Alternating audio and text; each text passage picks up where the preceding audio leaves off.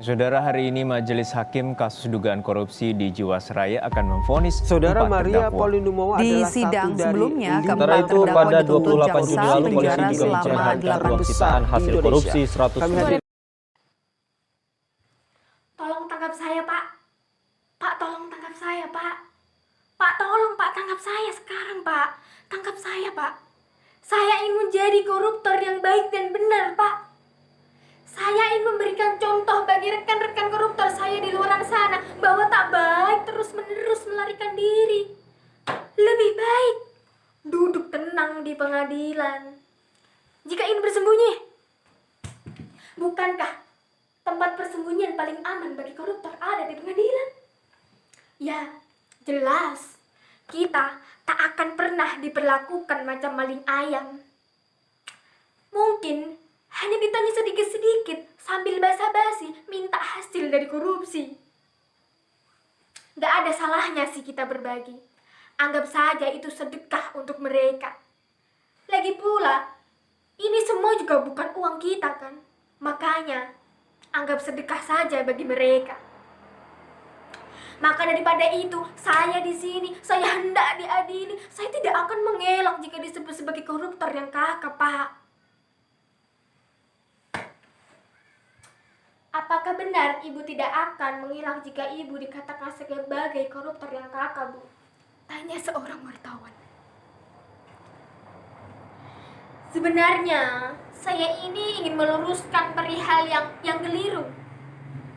Bahwa koruptor macam saya ini tak lebih dari benalu bangsa tak berguna. Itu salah. Koruptor macam saya ini merupakan aset bangsa yang harus dilindungi.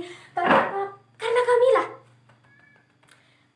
penggerak roda perekonomian. Karena korupsi, uang jadi terdistribusi, terjadi pemerataan di segala bidang seperti pembangunan. Lagi pula, korupsi ini terjadi di segala bidang dan kami tak pernah menikmati hasilnya sendiri.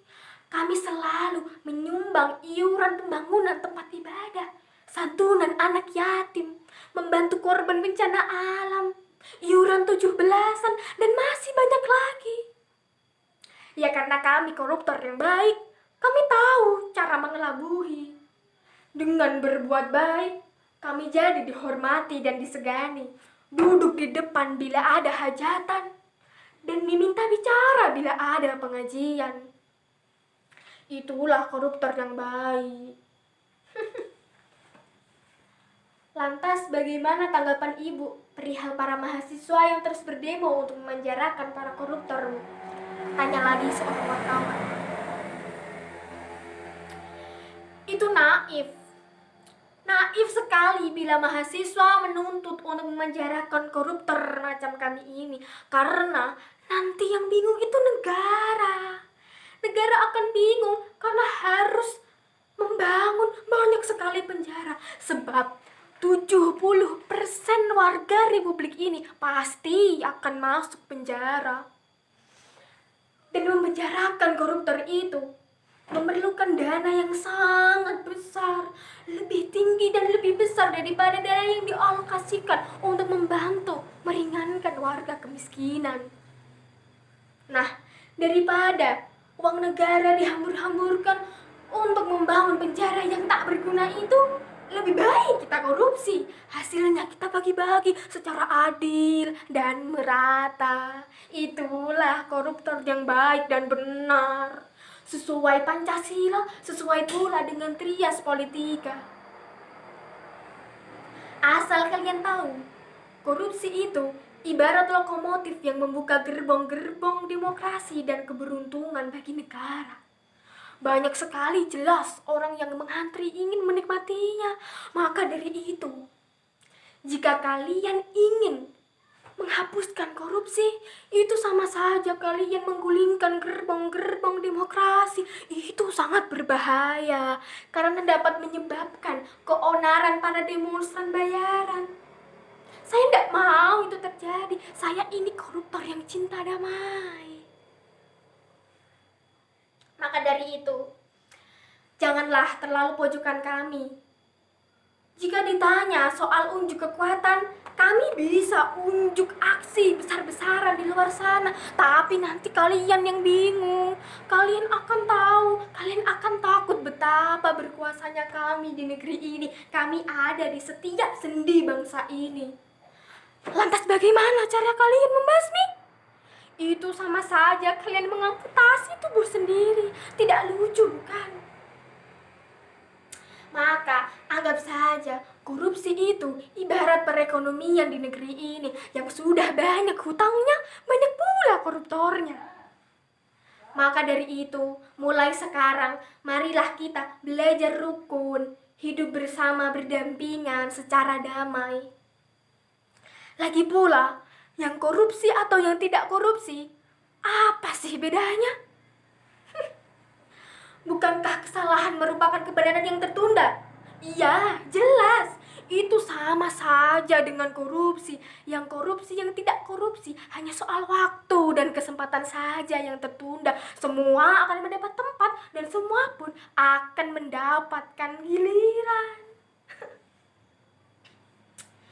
Ya, mulai sekarang, marilah kita sama-sama hidup untuk menerima kenyataan bahwa memang korupsi itu memang sudah menjadi suatu hal yang menyenangkan di bumi kita ini. Sekali lagi, saya senang bisa mengaku seperti ini.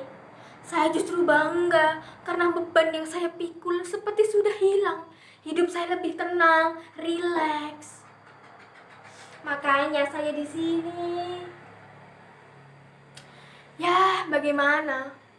Korupsi itu anggap saja sebagai bidang daripada evolusi yang seperti perekonomian di negara kita. Anggap saja seperti itu. Lagi pula, saya ini tak mencari sensasi dengan semua ini. Saya justru ingin memberikan tauladan bagi yang lain di luar sana bahwa menjadi koruptor itu bisa menjadi seorang yang budiman. Kalaupun dia maling yang budiman. Sebab menjadi koruptor itu kita bisa kian lebih dekat dengan rakyat kecil. Karena siapa lagi yang pedulikan mereka? Para partai-partai politik itu tidak ada yang mempedulikan mereka. Tidak mempedulikan keterpurukan dan kemiskinan para rakyat kecil. Maka dari itu, wahai para koruptor yang budiman, marilah kita tingkatkan iman dan takwa kita dalam membantu negara ini supaya semakin terbenam dalam kemiskinan dan juga keterpurukan lahir batin. Negara ini tidak bisa diselamatkan kecuali dengan mempercepat proses pembusukan koruptor-koruptor macam kita ini. Negara ini akan terus berantakan jika hal itu tidak dilakukan. Maka dari itu, sebenarnya saya ini capek seperti ini. Saya capek menjadi buronan setiap hari. Itu merendahkan harkat dan martabat saya. Maka dari itu, saya ingin hidup tenang di pengadilan. Saya bisa hidup tenang dan bertemu dengan para kolega-kolega koruptor saya yang lain. Bisa bertukar cerita, berbagi pengalaman, hidup rukun bersama. Kan enak lihatnya, damai, sentosa. Lagi pula, lihat saja saya ini. Saya terlihat sangat sehat, bukan? Cuma satu, sedikit kurang waras saja. Tapi yang masih saya bingungkan sampai detik ini, mengapa para republik Indonesia ini, mengapa para aparaturnya itu masih takut dan sungkan menangkap koruptor-koruptor kakak macam saya? Mengapa? Mereka justru sembunyi-sembunyi ketika saya datang. Mereka justru memberikan kebebasan secara sistemik untuk kami melakukan koruptor yang baik dan benar. Ya, itulah koruptor budiman. Koruptor budiman. Koruptor budiman.